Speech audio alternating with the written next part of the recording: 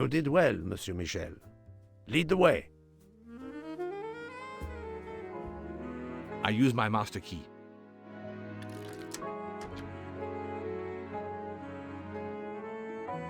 But who is she? Is she alive? She is breathing. Then if she isn't dead, isn't she our murderer? That, my friend, is what we must find out.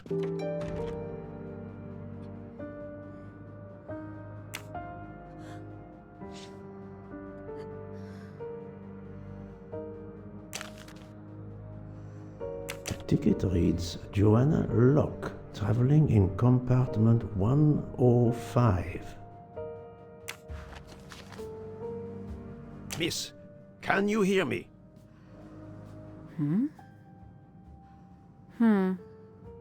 She's breathing. Her pulse is strong. There is no sign of physical violence. This woman is sleeping very soundly. This woman is sound asleep. Given her location, I would say she has been drugged and deposited here. Well, at least it's not another murder on my train. The train is, of course, full. Monsieur, the list I gave you indicates that Hildegard Schmidt shares her compartment. I will want to talk to her later. For now, we will concentrate on this mysterious young lady. Let's return her to her more comfortable bed. Good idea. Pierre, locate this woman's room and fetch the doctor. I will question her when she wakes up. Please, let me know what you learn. Mademoiselle Locke's compartment is 105. I suggest we return her to her more comfortable bed. Yes, hopefully she will awaken soon.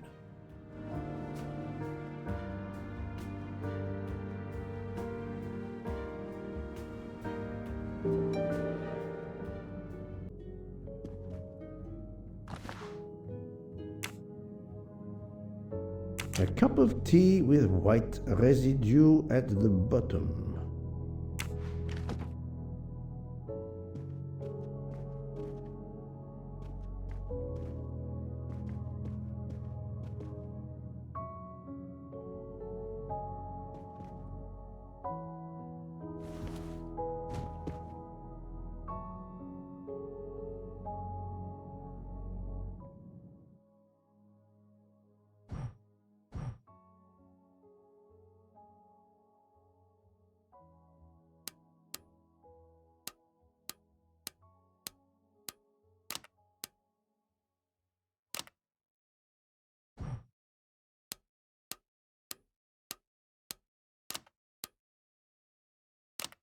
Have you tried 1, 2, 3, 4?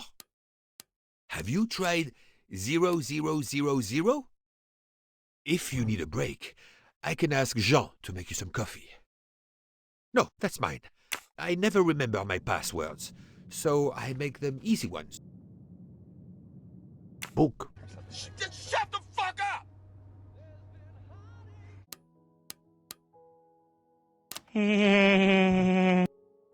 Silent like a mouse, please. I'm sorry. You're right.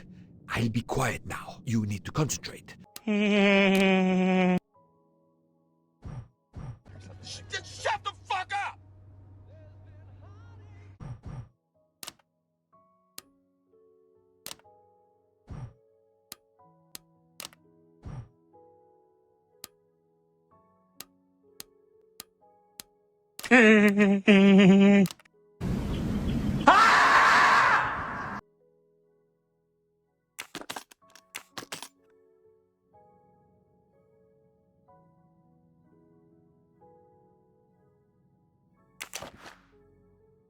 She has a gun. Come, Poirot.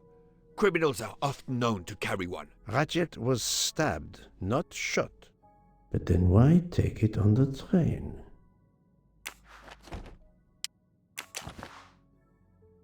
Her driver's license confirms her identity. She is American. These are fake IDs. It's certain.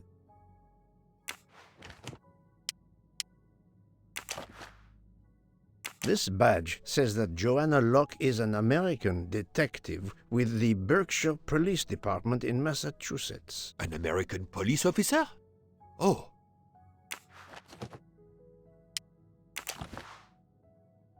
Mademoiselle Locke seems very interested in our victim. Of course. She has studied her target. Possibly. The stuffed animal is the same as in the photo found at the crime scene. What a coincidence. Mademoiselle Locke appears to have been investigating Monsieur Hatchet.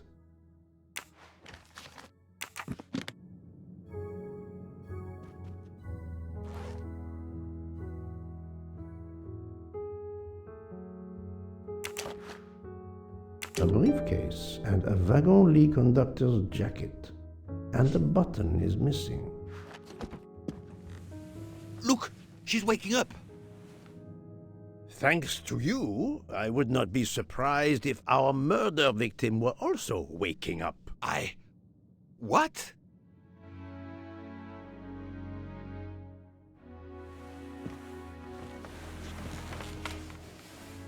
Oh, my head. What's all the yelling about? Who are you? Give me a good reason why you should not be in handcuffs. I can give you a reason, Book. Whose handcuffs will we use? I have none. Do you? Well, You are Joanna Locke, mademoiselle? Yes, Joanna Locke. I'm a detective. Berkshire, Massachusetts Police. I have found your credentials, mademoiselle. And I know who you are, Mr. Poirot. Then, if the introductions are complete, perhaps the explanations may begin. I'll try. It's simple, really. I'm on the trail of a murderer. I had just been promoted to detective after 5 years on patrol. Damn! It was my first time on a major case. It had been a month since Daisy Armstrong was kidnapped. The Armstrongs were desperate for some sign of hope. I was there only for paperwork, to fill in some blanks.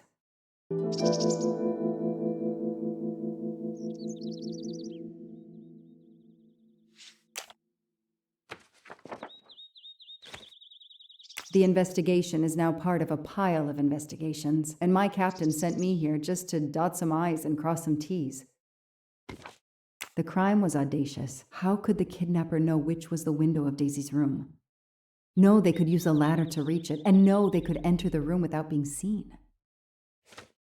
The misspellings are clearly on purpose, and they didn't return the child when the ransom was paid. How could the child be taken with so many people in the house? I can't imagine the pain her parents felt when they realized Daisy was gone. How are they going to feel when they realize I have no answers for them? Only more questions. That's why I'm here. A damn computer glitch. Or somebody pushed delete instead of save. Whatever happened, we lost the nanny's deposition. So my entire contribution to the investigation is to take it again. The phone record of the night of the kidnapping. The last call was for 911.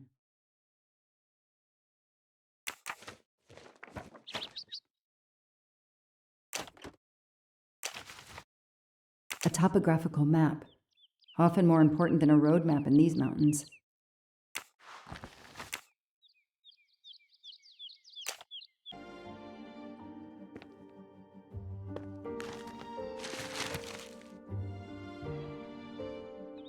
Thanks to the information Suzanne gave me, I should be able to find the cabin on this map. I got it. The cabin has to be here. I have to find that cabin. I hope I'm not too late.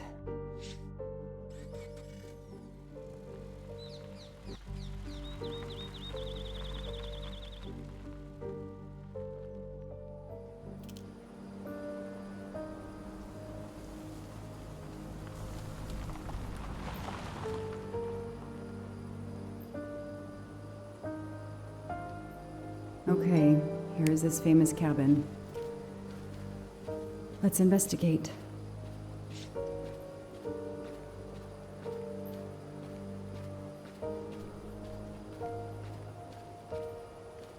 If only I could see what's inside. That barrel is sturdy enough. I could climb on it.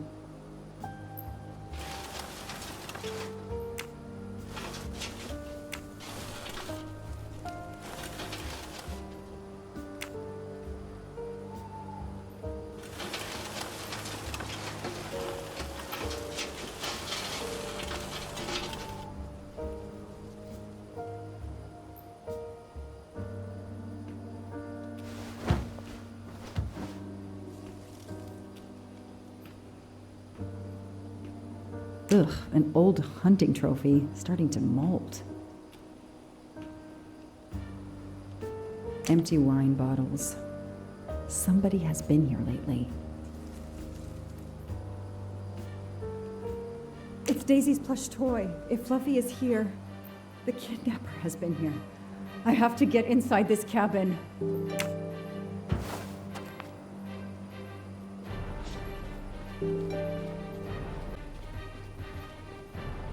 I'm not getting through this door by wishing it open.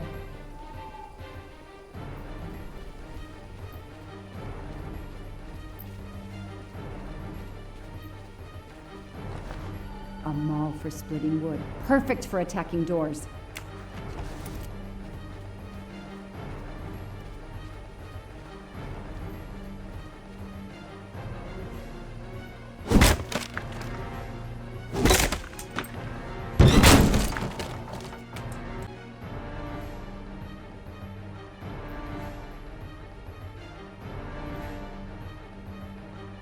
Look at that.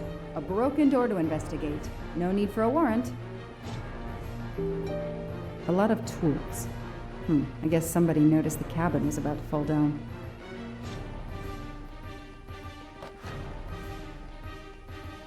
This bottle comes from the Blue Lagoon.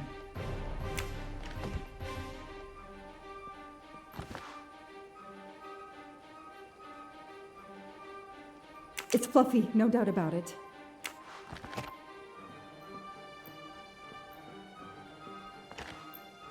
That's a woman's hairbrush. Did Suzanne actually come in here after all?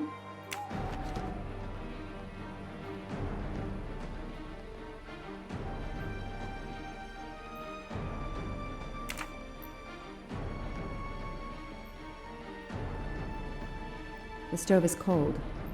Nobody's been here recently.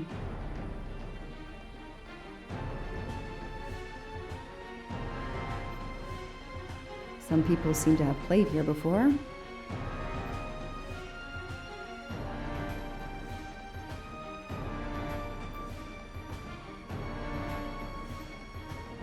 The floor is scratched and worn in this area. The sofa must have been moved a lot.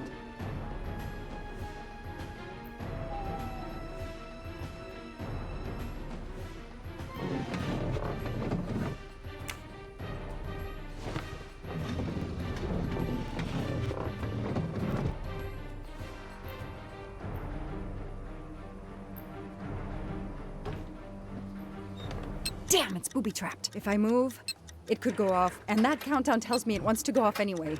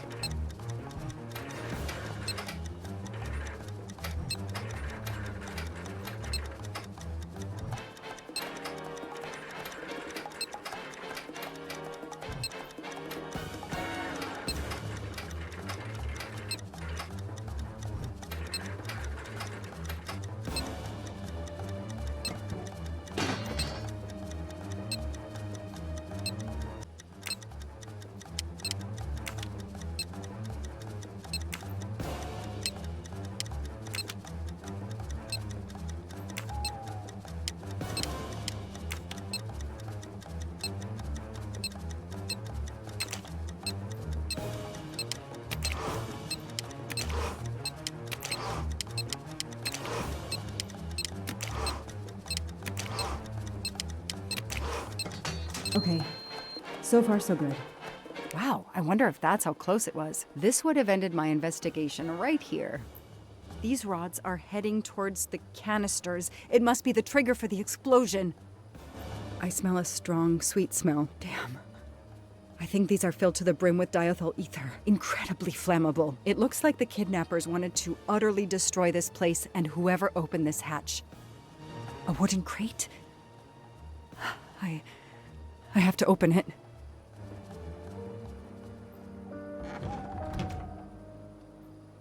Oh no. Daisy. No. I called in my discovery of the body. Then there was nothing I could do except protect the site for forensics.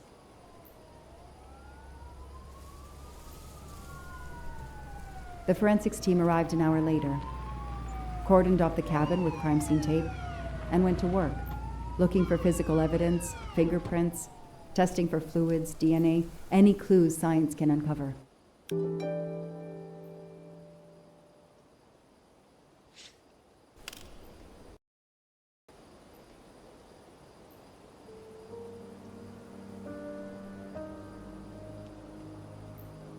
They removed Daisy's body. The autopsy would take place in the morning. But I had one more stop to make.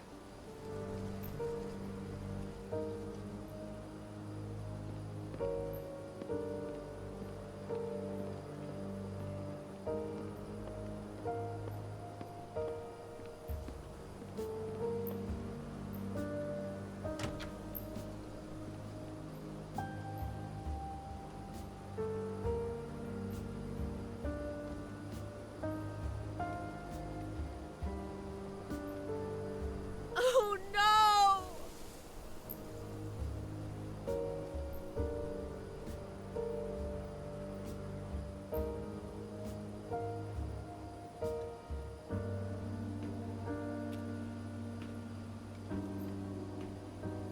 That night, I swore to find the monster who killed that child.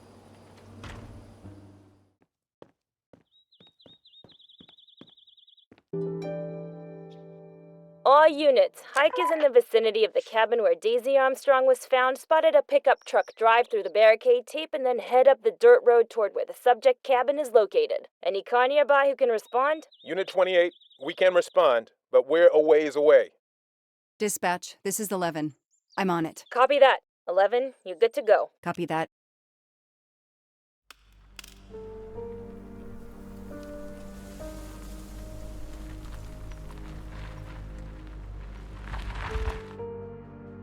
Okay, there's the pickup.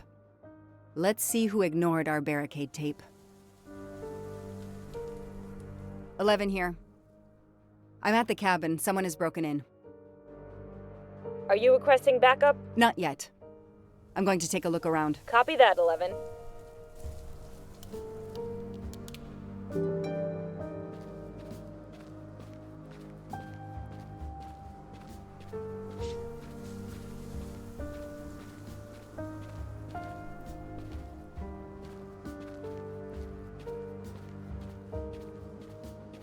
An individual has entered a police-secured area. I have to stop him first. Footprints.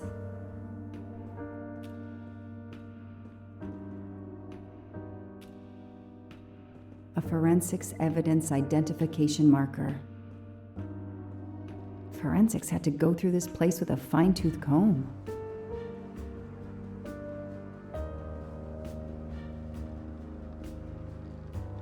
He's not here.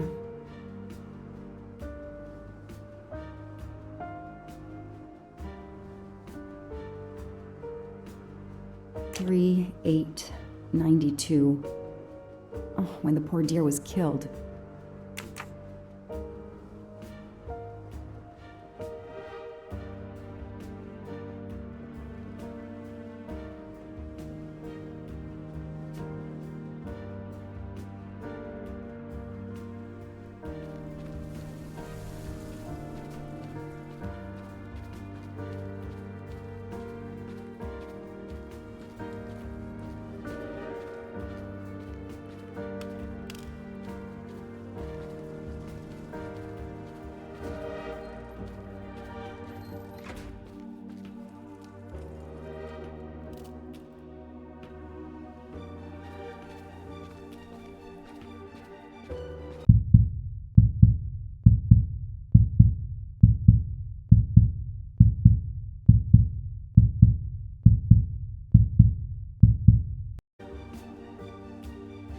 Don't shoot, officer. I'm on your side. Sir, keep your hands where I can see them. Sure, no problem. Sir, this is a crime scene. Who the hell are you? I'm a reporter. Boston 6 News. You can get us on cable even here in the mountains. They haven't heard of crime scene tape in a big city like Boston? All right, that wasn't my best move. I got all excited. I didn't expect to find the place deserted. It was hard to resist. You should have tried harder. I'm placing you under arrest. You should be thanking me. Look what you apparently missed and I found. We'll get to that, but you're going to answer some questions first. I'm more used to asking questions, but fire away. Who are you exactly? I'm Michael Clark, journalist for Boston 6 News. Off camera, but someday I'm going to be anchor. You just wait. Do you have a way to prove that? My press card's in my truck. What are you doing here? You should know a crime scene is off limits. I'm investigating the Daisy Armstrong kidnapping like you. Does the pickup parked in front of the cabin belong to you? Yes, indeed, it's mine. I'll check. Show me your hands. I'm gonna cuff you. I'm sure we can work out a deal. Put your hands in front of you.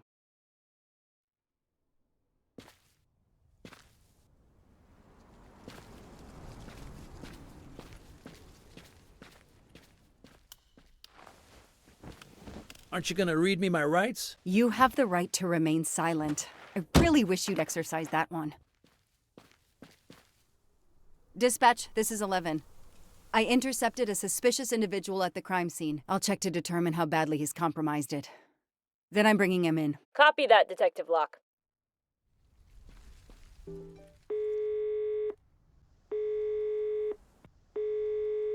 Day 2, Day 3, Day 4. A few moments later. Hi, I'm Detective Joanna Locke, Berkshire Police. I'd like to speak to an editor, please. 1 moment, please. 2,000 years later.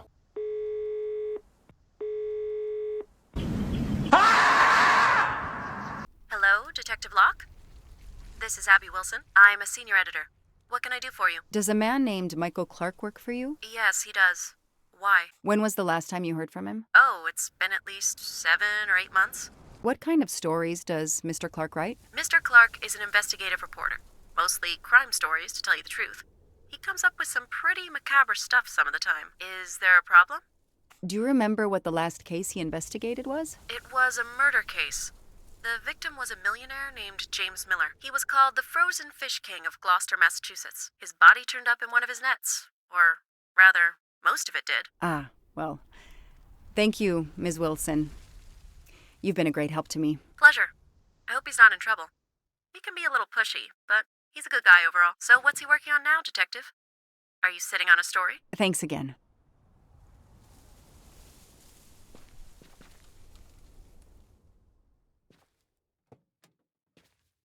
I know my rights. You can't keep somebody locked up in a car like this, you know. You wouldn't do it if I was a dog. Do they have bathrooms at the station? I have the right to make a phone call, Detective whatever your name is. That phone is an outside line. You get one phone call. Can I have 3 carne asada tacos? Give me that!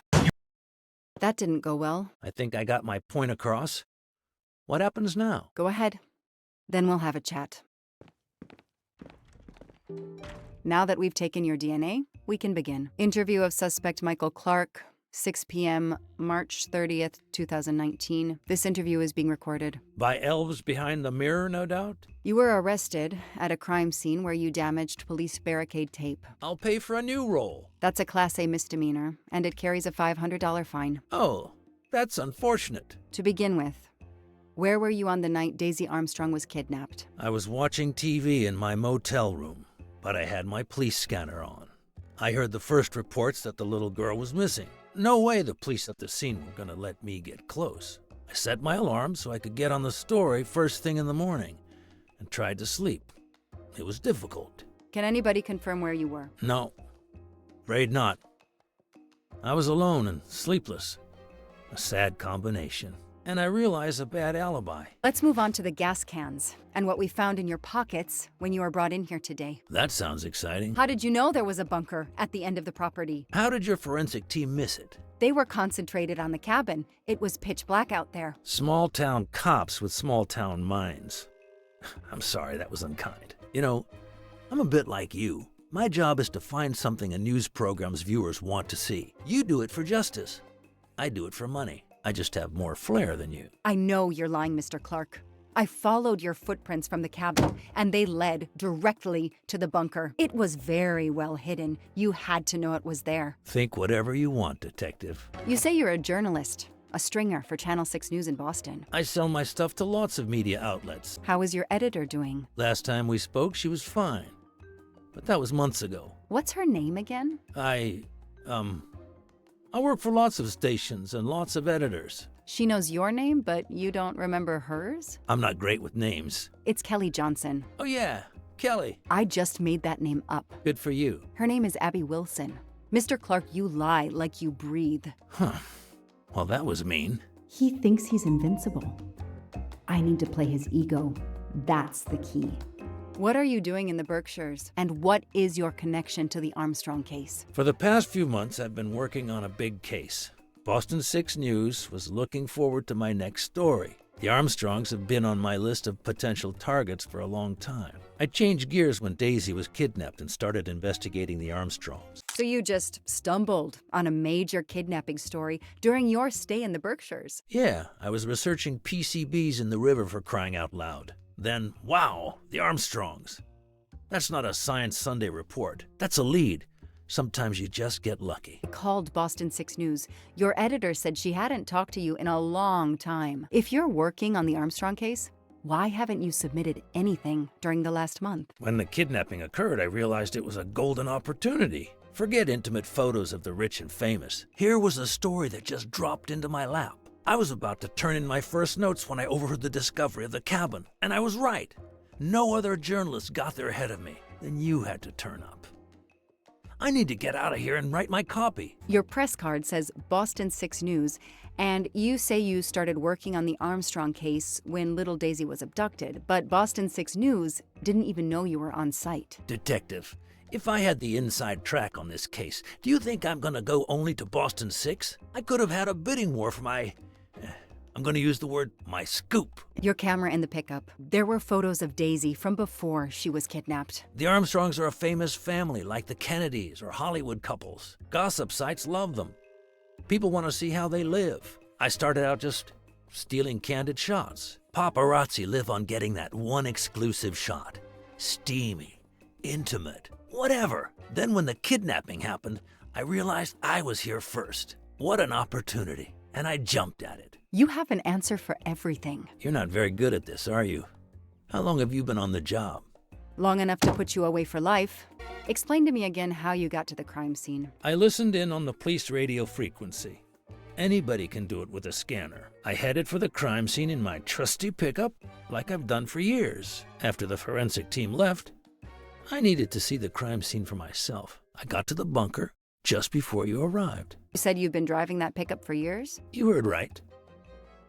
Thanks to it, I never miss a story. I called Boston 6 News. They didn't tell me you were working on the Armstrong case. Every news outlet had breaking news on finding the kid's body. I need a new angle for them to run with. I need to give them something exclusive. That's right.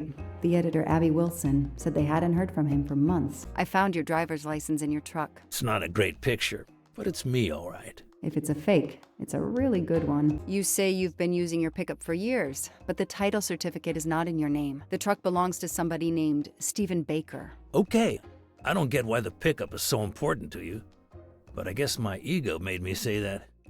Yeah, the pickup was lent to me by a friend. I couldn't afford it even with a loan. I think you stole it, Mr. Clark. You needed a pickup like that for our mountain roads, so you stole that one. Try proving it.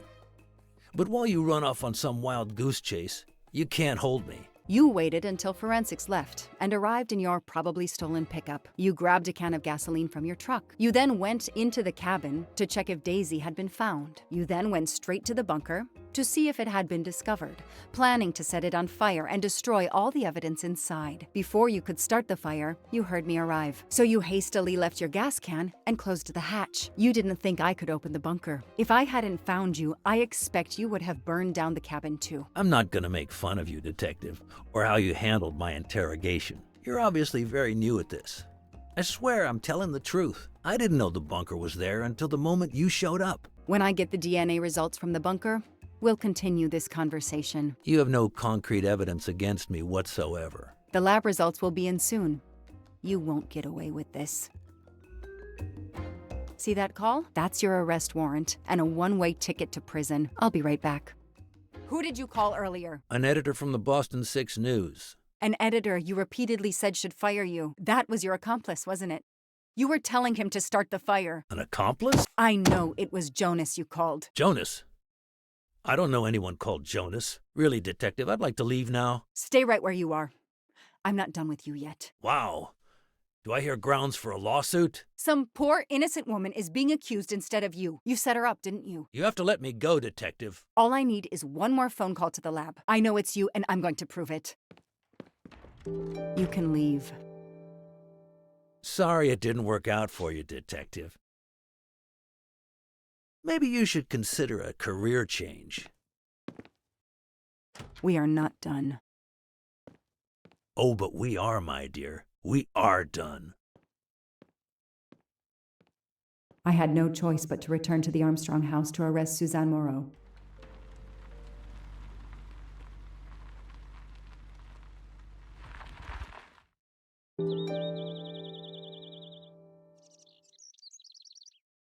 The arrest warrant for Suzanne Moreau.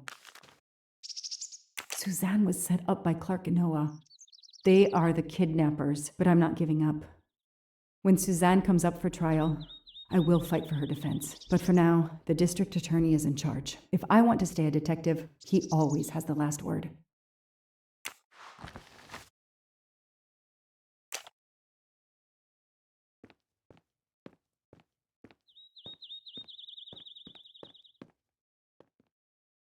The door is wide open. How strange.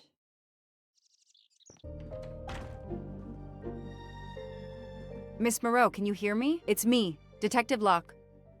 You must get up now. Miss Moreau? Miss Moreau, can you hear me?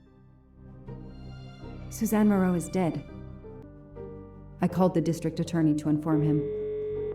This is Detective Locke, sir. I'm at the Armstrong house. Have you arrested Suzanne Moreau? She's dead, sir.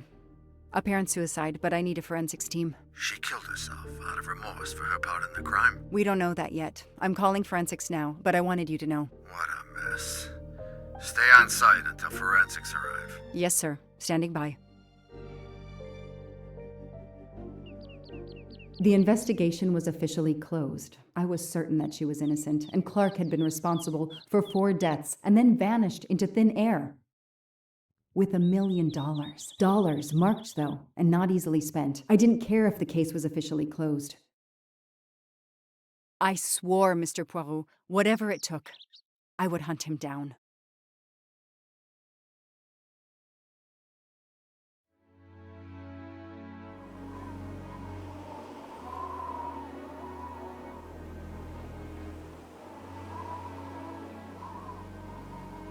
I waited for the forensics team, then went into the station to write my report. I was officially off the case. Thank you, mademoiselle. That obviously cannot be the completion of your story. If I might ask a question? Of course. Suzanne Moreau's boyfriend, the one who manipulated her and burned down the cabin, this was Ratchet? No, he was an accomplice. Clark, the phony journalist, was the leader. Michael Clark, the reporter, he was Ratchet? Absolutely. I was the only law enforcement official to question Clark. I knew this wasn't his first kidnapping. You looked for similar cases. What do you Americans call the MMOs? Means, motive, and opportunity. Yes, I looked for someone in plain sight. Someone on the edge of a kidnapping case. Someone in plain view, keeping track of the investigations.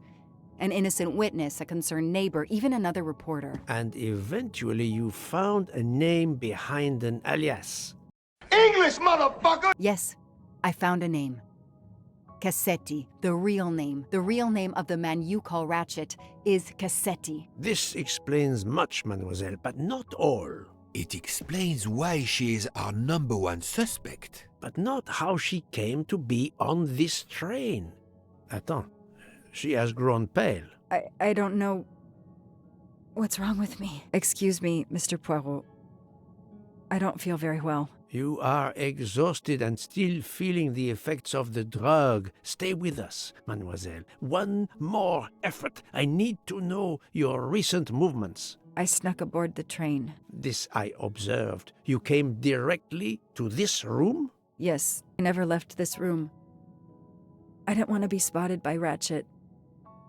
Yesterday, I chatted with my roommate, Miss Schmidt, I think, here in our room. She brought me some dinner. I got very sleepy and nodded off.